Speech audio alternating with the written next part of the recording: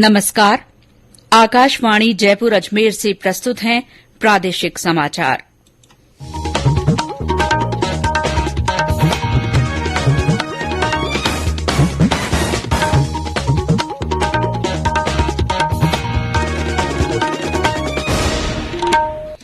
मुख्य समाचार।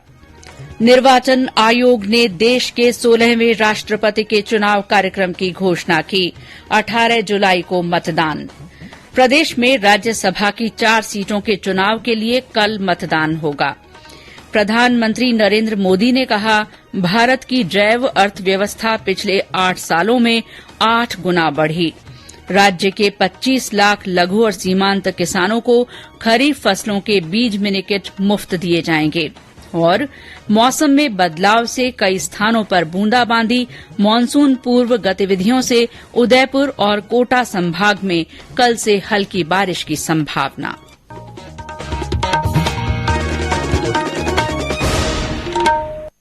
समाचारों के साथ मैं शीला चावला। और अब समाचार विस्तार से। निर्वाचन आयोग ने देश के 16वें राष्ट्रपति के चुनाव कार्यक्रम की घोषणा कर दी है।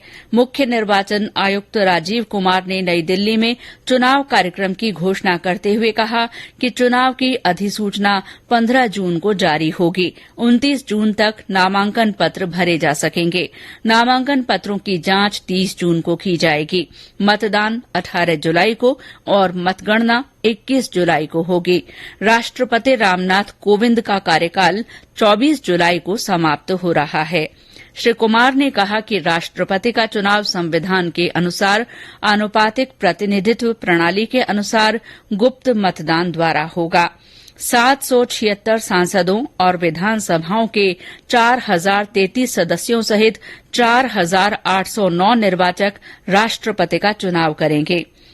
श्री कुमार ने बताया कि राज्यसभा के महासचिव राष्ट्रपति चुनाव के पीठासीन अधिकारी होंगे।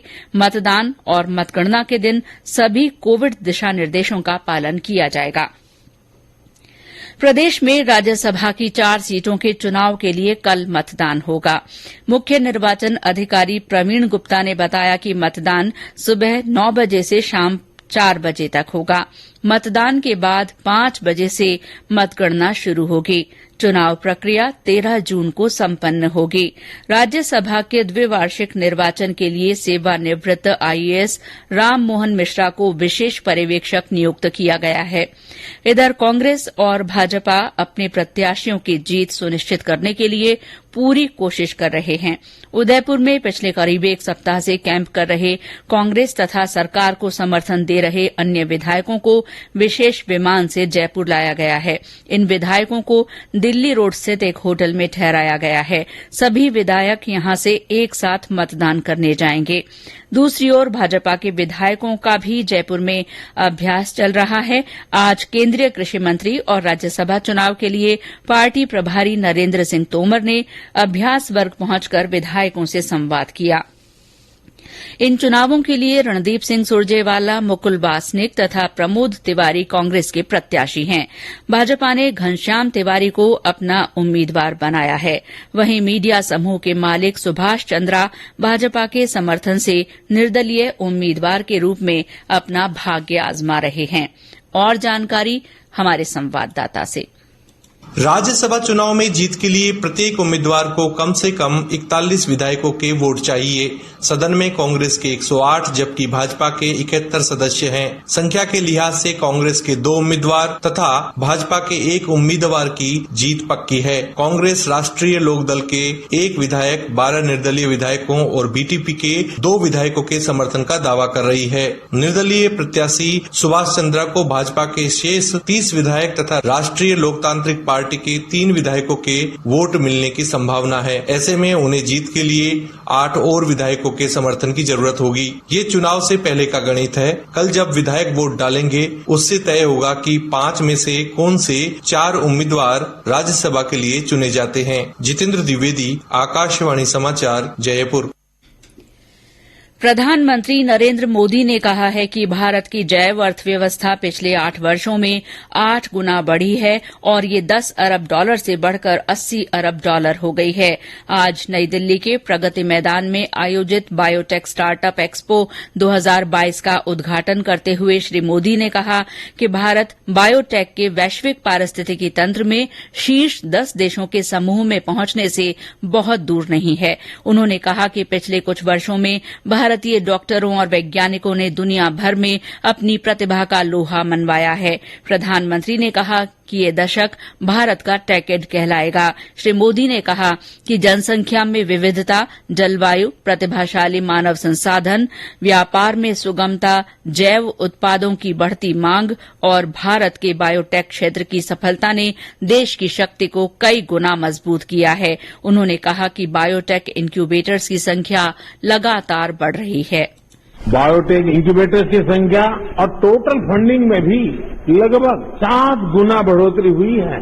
2014 में हमारे देश में जहां सिर्फ 6 बायो इंक्यूबेटर्स थे, वहीं आज इनकी संख्या बढ़कर 75 हो गई है। 8 साल पहले हमारे देश में 10 बायोटेक प्रोडक्ट्स थे, आज इनकी संख्या 700 से अधिक हो गई है। भारत जो अपने फिजिकल इंफ्रास्ट्रक्चर और डिजिटल इंफ्रास्ट्रक्चर में अभूतपूर्व इन्वेस्ट कर रहा है, उसका लाभ भी बायोटेक्नोलॉजी सेक्टर को हो रहा है।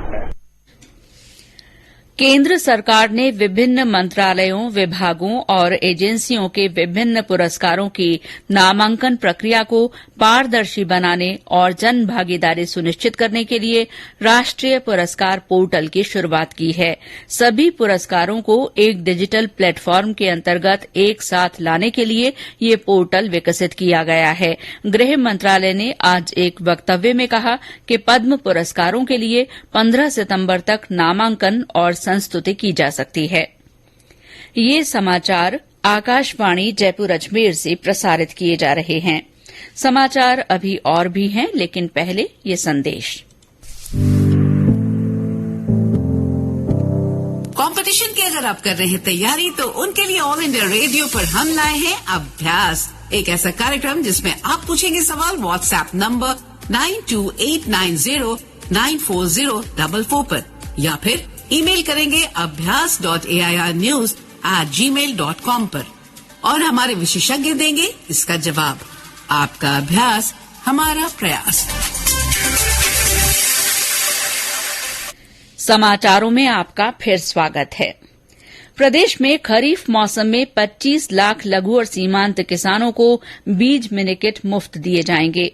कृषि मंत्री लालचंद कटारिया ने बताया कि 10 लाख किसानों को संकर बाजरा के बीज मिनीकिट दिए जाएंगे। उन्होंने बताया कि सरकार की ओर से कृषि के समग्र विकास के लिए 11 मिशन शुरू किए गए हैं। इनमें सबसे महत्वपूर्ण बीज उत्पादन और वितरण मिशन है। इस कार्यक्रम के तहत अनुसूचित जनजाति क्षेत्र के 8 लाख किसानों को संकर मक्का बीज मिनीकिट मुफ्त वितरित किए जाएंगे।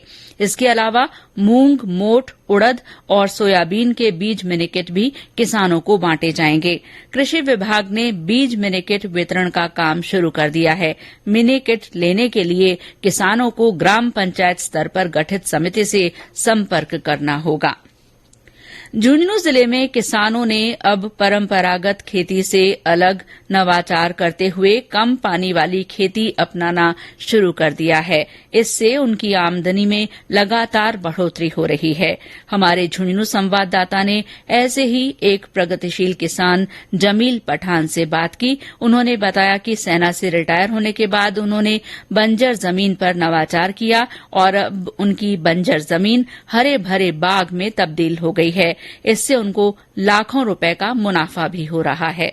झुंझुनू जिले में कम पानी है, मैंने फिर ये बागवानी अपनाई, फिर और ड्रिप लगवाई। ड्रिप से एक तो पानी की बचत है, दूसरा अपने पेड़ हैं, ये पेड़ आज अपने बाग में 15,000 पेड़ हैं। इसमें ज्यादातर किन्नू और मौसमी का अपने बाग है, और बाकी मैंने तकरीबन हर प्रकार के पेड़ लगा रखे, जैसे चंदन है, जैतून है, आंवला है, लेसवा है, तो यूं करके तकरीबन 400-500 प्रकार के पेड़ लगा रखे। पिछली साल मेरे 15 लाख की हुई थी, क्योंकि पिछली साल कम फ्रूटिंग था, और उससे पिछली साल तकरीबन 20 लाख रुपए की हुई थी। और अब आगे जो पेड़ बड़े होंगे इनकम बढ़ती जाएगी। प्रधानमंत्री सुरक्षित मातृत्व अभियान के अंतर्गत चिकित्सा और स्वास्थ्य विभाग की ओर से आज गर्भवती महिलाओं के स्वास्थ्य की जांच की गई। चिकित्सा विभाग की ओर से हर महीने की 9 तारीख को प्रधानमंत्री सुरक्षित मातृत्व दिवस मनाया जाता है। बूंदी में विशेषज्ञ चिकित्सकों द्वारा गर्भवती महिलाओं की जांच की गई, साथ ही उन्हें पोषण युक्त आहार के बारे में जानकारी दी गई। सवाईमाधोपुर जिले में प्रसव पूर्व जांच और सोनोग्राफी जांच की गई तथा महिलाओं का टीकाकरण भी किया गया। इस दौरान करीब 1,500 गर्भवती महिलाओं के स्वास्थ्य की जांच की गई। झुंझुनू जिले के 145 से अधिक चिकित्सा संस्थानों में आज ये दिन मनाया गया। भरतपुर के जनाना अस्पताल सहित सभी 26 सामुदायिक स्वास्थ्य केन्द्रों और प्राथमिक स्वास्थ्य केन्द्रों पर गर्भवती महिलाओं की जांच की विशेष व्यवस्था की गई। जांच शिविर के दौरान महिलाओं को पौष्टिक आहार का सेवन करने की सलाह दी गई। झालावाड़ जिले के 60 चिकित्सा संस्थानों पर करीब 2,000 गर्भवती महिलाओं की प्रसव पूर्व जांच की गई। टोंक में भी प्रधानमंत्री सुरक्षित मातृत्व दिवस मनाया गया। प्रदेश में अंतर्राष्ट्रीय योग दिवस मनाने के लिए विभिन्न तैयारियां की जा रही हैं। बूंदी में इसी सिलसिले में आयुर्वेद विभाग की ओर से तैयार पोस्टर का जिला कलेक्टर रेणु जयपाल ने विमोचन किया। पोस्टर में जिले में 14 से 21 जून तक आयोजित होने वाले योग सप्ताह के दौरान होने वाली गतिविधियों की जानकारी दी गई है। इस दौरान अलग अलग दिन विभिन्न बीमारियों से संबंधित योग आसन करवाए जाएंगे। भरतपुर में निजी संस्था की ओर से सामूहिक योगाभ्यास करवाया जा रहा है। बीकानेर जिले के श्रीडूंगरगढ़ में आज तड़के हुए सड़क हादसे में 4 लोगों की मौत हो गई। ये दुर्घटना एक कार और ट्रेलर के आमने सामने टकरा जाने से हुई। दुर्घटना में 3 लोगों ने मौके पर ही दम तोड़ दिया, जबकि एक घायल व्यक्ति की अस्पताल में मृत्यु हुई। एक अन्य हादसे में टोंक जिले में बस और डंपर की टक्कर में 9 लोग घायल हो गए। इनमें से 2 की हालत गंभीर होने पर उन्हें जयपुर रेफर किया गया है। प्रदेश में गंगा दशमी के अवसर पर विभिन्न धार्मिक आयोजन किए जा रहे हैं।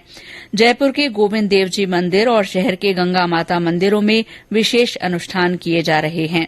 सवाई माधोपुर में इस मौके पर मंदिरों में विशेष पूजा अर्चना की गई। गंगा दशमी को गंगा दशहरे के रूप में भी मनाया जाता है। इस मौके पर आज जिले भर में अनेक स्थानों पर सामूहिक विवाह और मांगलिक कार्यक्रम आयोजित किए जा रहे हैं। भरतपुर में गंगा दशहरा पर मंदिरों में सुबह से ही भजन कीर्तन के आयोजन हुए और जगह जगह मीठे शरबत के प्याऊ लगाए गए। और अब मौसम। प्रदेश में आज दोपहर बाद मौसम में आए बदलाव से लोगों को गर्मी से राहत मिली है। आज शाम जयपुर में हल्की बारिश से मौसम सुहावना हो गया। अलवर, भरतपुर, कोटा, सवाई माधोपुर जिलों में भी कुछ स्थानों पर बूंदाबांदी हुई। वहीं कई जगह तेज हवाएं चलने के समाचार हैं। मौसम में आए बदलाव के कारण तापमान में भी गिरावट दर्ज की गई है। हालांकि हनुमानगढ़ और श्रीगंगानगर जिलों में भी आज तेज गर्मी और कुछ स्थानों पर लू का असर रहा। मौसम विभाग ने बीकानेर संभाग के जिलों में कल भी लू चलने की संभावना जताई है। विभाग के अनुसार कल से उदयपुर और कोटा संभागों में मानसून पूर्व की गतिविधियों के कारण कहीं कहीं हल्की बारिश होने की संभावना है। और अंत में मुख्य समाचार एक बार फिर। निर्वाचन आयोग ने देश के 16वें राष्ट्रपति के चुनाव कार्यक्रम की घोषणा की। 18 जुलाई को मतदान होगा। प्रदेश में राज्यसभा की 4 सीटों के चुनाव के लिए कल मतदान होगा। प्रधानमंत्री नरेंद्र मोदी ने कहा है कि भारत की जैव अर्थव्यवस्था पिछले 8 सालों में 8 गुना बढ़ी है। राज्य के 25 लाख लघु और सीमांत किसानों को खरीफ फसलों के बीज मिनीकिट मुफ्त दिए जाएंगे। और मौसम में बदलाव से कई स्थानों पर बूंदाबांदी हुई है। मानसून पूर्व गतिविधियों से उदयपुर और कोटा संभाग में कल से हल्की बारिश की संभावना है। इसी के साथ प्रादेशिक समाचार बुलेटिन समाप्त हुआ। नमस्कार।